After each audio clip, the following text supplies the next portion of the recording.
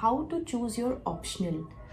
I think choosing the optional for UPSC is very important because आपका optional आपका काफ़ी score determine करता है. If you score well in your optional, then आप definitely rank list में ज़रूर आएंगे. तो optional बहुत ज़्यादा important है. So how to decide what optional to take? तो इसके लिए हमें एक एनालिसिस से चलना पड़ेगा, एक स्मार्ट अप्रोच लेनी पड़ेगी जिसमें हम एनालाइज करें खुद को भी और ऑप्शनल सब्जेक्ट को भी. So the first thing will begin would be by analysing our own selves. खुद को एनालाइज करना इसलिए ज़रूरी है क्योंकि जैसा कि मैंने बहुत जगह कहा है that UPSC is an exam जिसमें अपने स्ट्रेंथ्स और अपने वीकनेसेस पता होना बहुत ज़रूरी है because you play on your strengths here. तो इसलिए खुद को समझना ही एक बिगनिंग है यूपीएससी प्रिपरेशन की.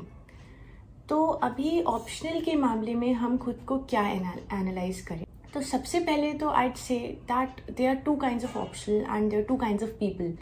सो one thing becomes non technical and the other thing becomes technical.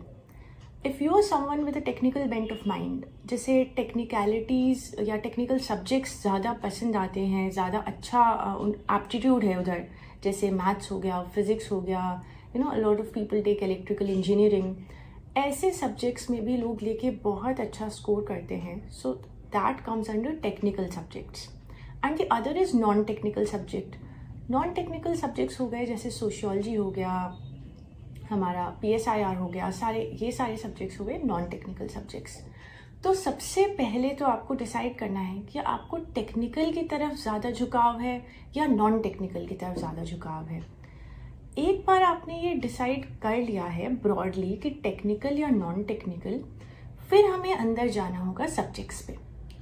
Subjects पे अंदर जाने के लिए हम देखेंगे कि हमारा इंटरेस्ट कहाँ लाई करता है. इंटरेस्ट समझना अब ज़्यादा ज़रूरी इसलिए है बिकॉज ऑप्शनल एक ऐसी चीज़ है जिसको आपको लगातार 3-4 महीने पढ़ना ही पड़ेगा. एंड ऑप्शनल इज़ समथिंग जिसको आपको बहुत थरोली और इंटेंसिवली पढ़ना होगा. It is not like GS कि आपका काम चल जाएगा. ऑप्शनल में काम नहीं चल पाएगा. ऑप्शनल में स्कोर्स बहुत वेरी करते हैं. ऑप्शनल में इफ़ यू स्कोर वेल तो बहुत ही अच्छा रहेगा. तो ऑप्शनल इज समथिंग जिसको आपका इंटरेस्ट ज़रूर होना चाहिए, जिसमें if you want to score well in it. तो अभी इंटरेस्ट हम कैसे पता करें. तो इंटरेस्ट ऐसे पता कर सकते हैं कि हम देखें उसका सिलेबस खोल के कि जो सिलेबस में चीज़ें लिखी हैं वो हमें कितनी इंटरेस्टिंग लग रही हैं. या हम प्रीवियस ईयर क्वेश्चंस देखें और हम समझें कि ये प्रीवियस ईयर क्वेश्चंस हमें कितना अट्रैक्ट कर रहे हैं हमें ये क्वेश्चंस, या कितना हमें लग रहा है कि हमसे संभल सकते हैं ऐसे टाइप के क्वेश्चंस. फॉर एग्जांपल मैंने एंथ्रोपोलॉजी चूज़ करने के पहले उनके क्वेश्चंस देखे थे प्रीवियस ईयर, एंड काफ़ी प्रीवियस ईयर क्वेश्चंस ऐसे थे जो मुझे काफ़ी अच्छे लगे because also I come from a biology background, so I could understand those questions. तो ये एक मेजर डिसाइसिव फैक्टर था एंथ्रोपोलॉजी ऑप्शनल लेने के लिए कि प्रीवियस ईयर क्वेश्चंस अच्छे लग रहे थे. अदर देन दैट GS के काफ़ी सब्जेक्ट्स होते हैं जो आपको अच्छे लगते हैं या नहीं अच्छे लगते हैं. For example talking about my self, so I did not like history and geography so much.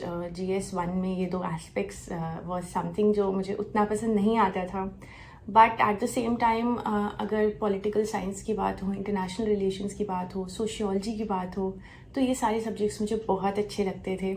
So GS पढ़ के भी कई बार आपका इंटरेस्ट फॉर्म हो जाता है किसी सब्जेक्ट में जो कि आप उसे ऑप्शनल की तरह परस्यू कर सकते हैं. तो दिस इज़ हाउ आप अपने इंटरेस्ट को प्राइमरी इंपॉर्टेंस दे के चलेंगे. The next thing to keep in mind about your optional is your background. आप किस बैकग्राउंड से आ रहे हैं. बहुत बार अपना बैकग्राउंड हमें फेवर करता है. जैसे बहुत सारे लोग पॉलिटिकल साइंस में ग्रेजुएशन करके पॉलिटिकल साइंस ही ऑप्शनल ले लेते हैं, या हिस्ट्री में ग्रेजुएशन करके हिस्ट्री ऑप्शनल ले लेते हैं.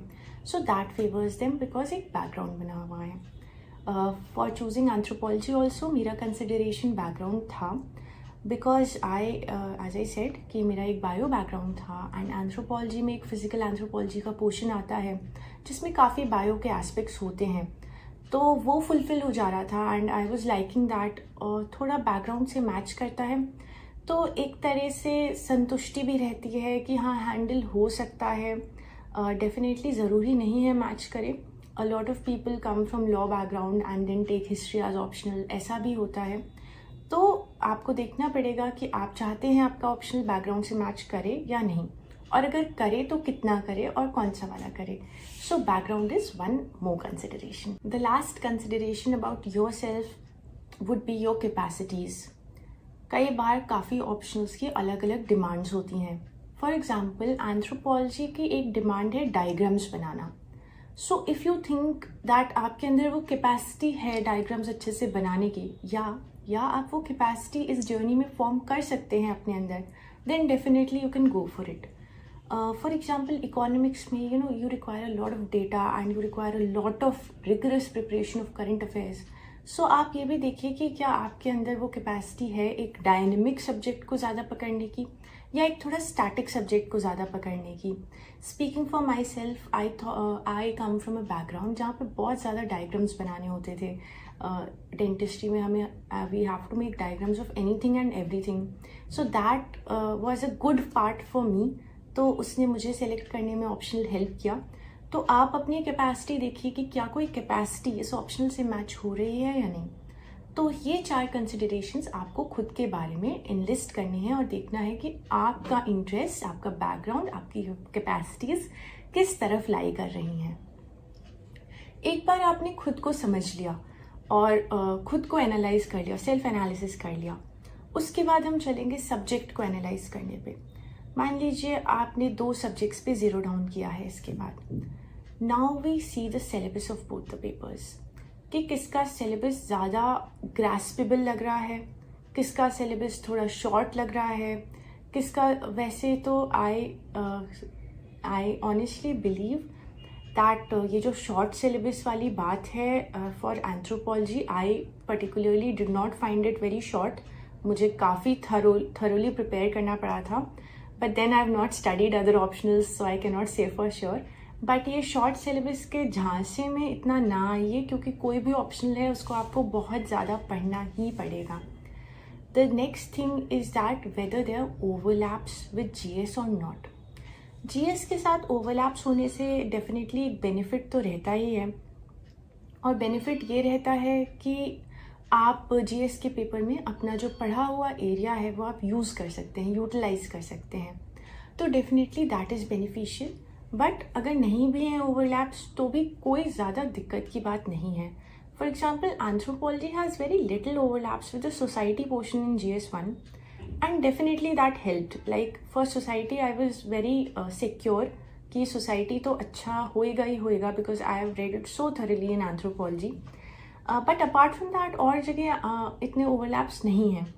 तो अगर आप चाहते हैं कि आपका ऑप्शनल जीएस के साथ ओवरलैप करे, then definitely you can have a look at that aspect as well. The last thing I'd say is that you can also monitor the scores of that optional, the trends of that optional. Although this should not be a primary consideration for choosing an optional, because किसी भी optional में आपको बहुत अच्छे marks भी मिलेंगे और आपको बहुत ख़राब मार्क्स भी मिलेंगे।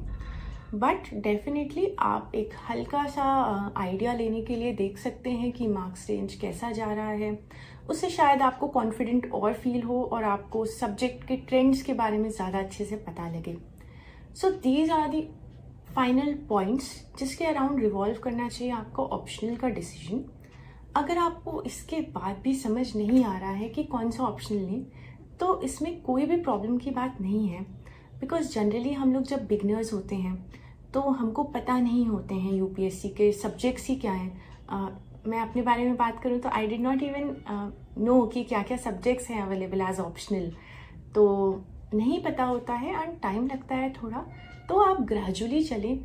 ऑप्शनल नहीं डिसाइड हो पा रहा है तुरंत, तो इसमें बहुत ज़्यादा एंशियस होने की चिंता नहीं की बात नहीं है, क्योंकि धीरे धीरे आप थोड़ा सा रीडिंग कीजिए, यूट्यूब वीडियोस देखिए। कुछ कुछ ऑप्शनल्स के बहुत अच्छे वीडियोस हैं यूट्यूब पे। फॉर एग्जांपल सोशियोलॉजी के बहुत अच्छे वीडियोस दिखे थे मुझे यूट्यूब पे, इवन PSIR के वीडियोस हैं यूट्यूब पे। तो आप देखिए कि आपको वो वीडियो सुनने में कितना अच्छा लग रहा है। अगर फिर भी नहीं समझ में आ रहा है तो आप अपने किसी फ्रेंड से या किसी टीचर से कोई बुक बोरो कीजिए उस ऑप्शनल की, और इस बुक को थोड़ा गो थ्रू करके देखिए। फॉर एग्ज़ाम्पल अगर एंथ्रोपोलॉजी के बारे में आपको समझना है कि आपको वो सूट कर रहा है या नहीं, या आपको पढ़ने में कितना इंटरेस्ट आएगा, तो there is a book named in search of our selves. You can just go through it. It is not a book जो कि आपको एग्ज़ाम में एकदम 100% बाय हार्ट लर्न करनी हो या ऐसा कुछ. It is like it gives a kind of overview about the social anthropology aspect.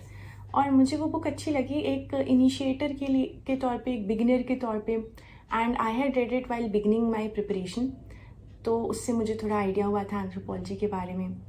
So these are the things that you can do. One more thing that you can do is that आप toppers की answer copies देख सकते हैं उस optional की. थोड़ा idea ले सकते हैं कि जैसे आंसर लिख रहे हैं क्या हम लिख पाएंगे या नहीं उस तरह से, क्या हम वैसे डायग्राम्स बना पाएंगे या नहीं. बिकॉज अभी मैं बस बोल रही हूँ कि डायग्राम्स बनाने होते हैं, but then there are lot of things जिसके डायग्राम्स बनाने होते हैं. तो डेफिनेटली वो भी आप देख सकते हैं. और इस पूरे एनालिसिस करने के बाद 1 हफ्ते तक आप एनालिसिस कीजिए, then come to a conclusion and फिर रिवाइज कीजिए अपने इस एनालिसिस को कि क्या मेरा एनालिसिस ठीक है. और एक बार अगर आपने डिसाइड कर लिया है ऑप्शनल, तो एग्ज़ाम देने तक फिर डाउट्स ना रखें. डेफिनेटली अगर आपने एग्ज़ाम दिया और आपके स्कोर्स नहीं आए, then people do rethink about changing their optional. But exam देने तक मत सोचिए, क्योंकि आपको बहुत फोकस चाहिए होगा ऑप्शनल पढ़ने के लिए.